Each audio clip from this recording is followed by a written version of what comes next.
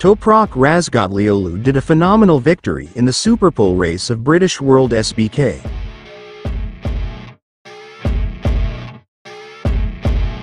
On the second place, it was a strong showing for Nicolo Bulega.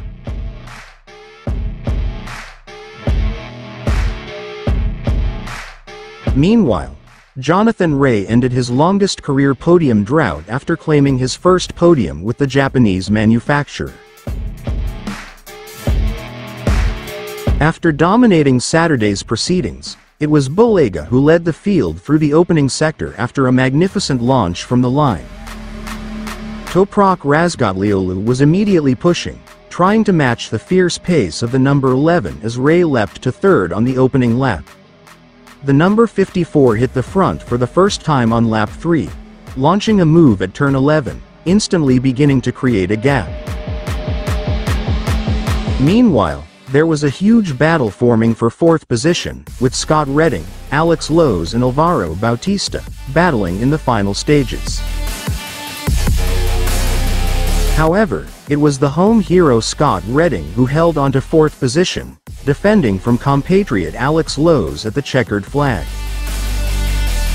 The number 22 finished just 0.201 seconds behind Redding but would round out the top 5 and claim a solid second-row start for race 2 later on. There will be tough competition on the second row after Bautista took P6 at the line after a solid ride from 11th on the grid. Meanwhile, taking 7th was Andrea Locatelli, who was unable to improve on his starting position for the final race of the weekend. Loca stretched a strong gap to Sam Lowes in 8th, who was under pressure in the final laps by Barney Spark Racing Team's Danilo Petrucci, with the number 9 rounding out the top 9. While it was a strong start to Sunday for Alex Lowes, the same could not be said about his teammate Axel Bassani, who tumbled down the order after a crash at turn 4 on lap 2.